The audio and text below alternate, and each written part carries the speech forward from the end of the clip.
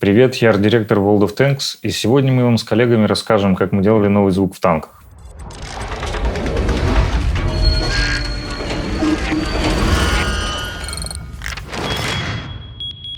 Последние несколько лет мы достаточно много ездили по всяким местам, в которых мы записывали референсное видео, даже потом начали записывать звуки, как что происходит. И в процессе появилась идея кардинально улучшить звук в танках, потому что записанный материал в разы превосходил то, что у нас было на тот момент в клиенте. Ну вот, если сравнить, допустим, надо включить ролики на Ютубе игры танков, собственно, в 2011 году и сейчас визуально очень все сильно поменялось. Но при этом у нас, получается, в 2015 году мы имели все тот же самый одинаковый звук, что был в 2011, что в 2015. Кардинально ничего нового не было. То есть и получается, что нужен какой-то революционный скачок, нежели эволюционный. Одним из хороших решений всех этих проблем была кардинальная смена звукового движка. То есть это выглядело очень смело, но, в принципе, ворох накопившихся проблем нам говорил о том, что пора. Нам эта технологическая платформа нужна была для того, чтобы выдать весь тот объем контента, который мы накопили за прошлые годы, ездя на полигоны, записывая выстрелы танков, записывая двигатели танков. То есть, чтобы правильно все это выдать, чтобы не наваливать, не сваливать все в кашу в какую-то. То есть, нужно было расприоритизировать. Мы посмотрели, что сейчас есть на рынке, и особо без альтернатив выбрали Wise, потому что это лучшее, что сейчас есть. И при первых же попытках что-нибудь на нем изобразить, стало понятно, что наш выбор оправдан. И все затраты, которые за этим следуют. Это просто сумасшедший инструмент с сумасшедшими возможностями. И очень много всего хочется впихнуть. У нас был большой риск закопаться во всех его возможностях в попытке использовать все, что там есть. Это такой риск закопаться и потерять времени просто от восторга. И начался большой этап планирования и закладывания некой архитектуры.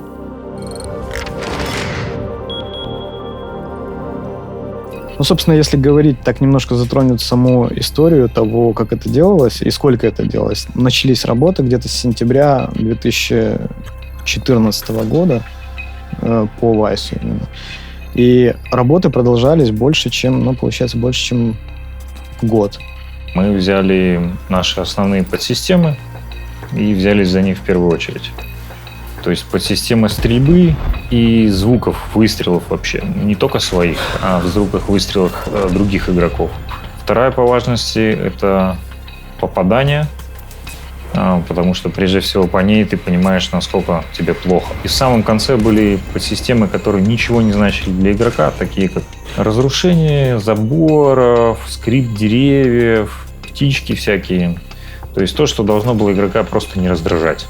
Многим может казаться, что двигатель, например, это для танка это очень важная подсистема. На самом деле для игры она не сильно важная. То есть это важная подсистема, но она не ключевая. И мы играем в то, что мы нажимаем, снаряд полетел, мы должны это слышать. То, что мы выстрелили, да. То, что он попал, мы должны слышать. То, что танк взорвался, мы должны слышать. И это основные информационные такие кубики, которые требуют особо пристального внимания. Все не было очень просто. Мы все слушали, естественно, по отдельности, пока делали подсистемы, и это звучало неплохо. Но в момент, когда мы все собрали в действительно работающий билд, запустили сервера и начали в это играть, стало понятно, что не только с системой приоритетов звуковых событий мы перемудрили или недополировали, но и в целом звуки, которые сочные и хорошо звучат по отдельности, все вместе могут звучать очень овердозно. Очень много было доработок по ходу. Плюс ко всему мы подстраивались под игроков. То есть нам приходил фидбэк, мы его обрабатывали собирались, брейнстормили, думали, что с этим делать.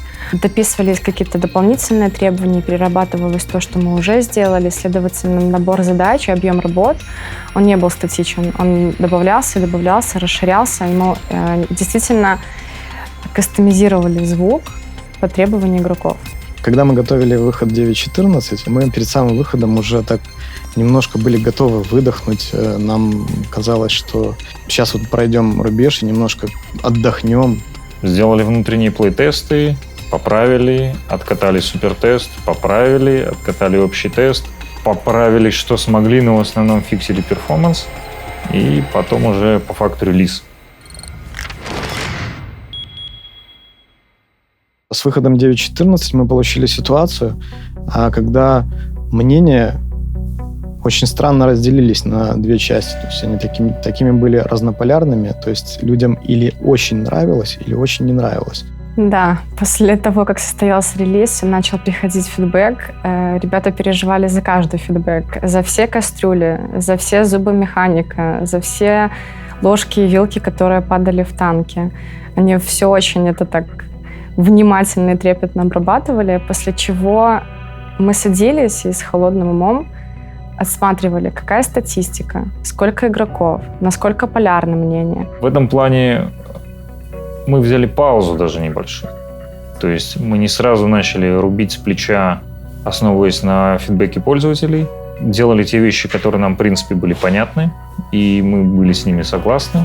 По остальным вещам мы подождали 2 недели, и только на основе 2-недельного среза уже начали строить какие-то планы о том, что мы будем улучшать по просьбам нашего комьюнити.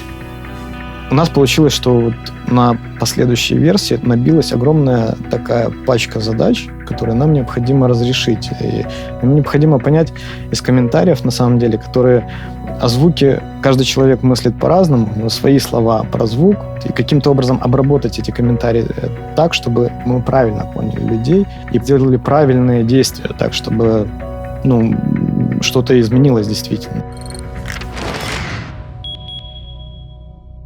9.14 — это такая значительная ступенька, и мы знали, что это такой хороший рубеж. Если мы выйдем в релиз, а мы выйдем в релиз, то значит дальше мы будем просто импровить. Мы будем вводить то, что игрокам хочется сверх того, что мы сделали. В 9.14 вышло обновление основных подсистем. Сейчас мы их дорабатываем. Мы именно реагируем под то, что людям не нравится точечно. Им не нравятся выстрелы. Мы переделываем выстрелы. Мы отсматриваем, что можно сделать. Контент расширить, калибровую сетку расширить. Им не нравится, как звучат двигатели. Мы работаем над двигателями. Но основной объем работы был сделан в 9.14. Мы выпустили звук. Его можно назвать, наверное, в какой-то мере как стоковый танк, который мы покупаем в ангаре. Вот. И потом его начинаем прокачивать обвесами и так далее. То есть у нас еще есть что в звуке в этих системах выдавать. И контент есть сам, и многие интересные наработки и в информационном плане. То есть мы собираемся улучшать информационные системы игры. Переходя на новый движок, мы не могли сделать маленький шаг. То есть это в любом случае был очень радикальный шаг вперед, который, естественно, не финальный, и обозначает то, что мы его дальше будем полишить, добавлять к нему какого-то нового контента и так далее, и так далее. Дальше у нас есть такие большие, крупные задумки, фичи, которые будут сделаны в будущем. Но именно после 9.14, после самого релиза, мы были направлены на импрувменты, на доработки. Есть большое понимание, чего еще надо исправить, и, в принципе, до Нового года, я думаю, мы уже что-то выкатим серьезное по этому поводу. С выходом 9.15 работа над звуками не останавливается. Звук очень субъективная вещь, и только ваши отзывы, особенно развернутые, позволяют нам его сделать таким, как вы хотите. Участвуйте в тестах, пишите отзывы. До встречи!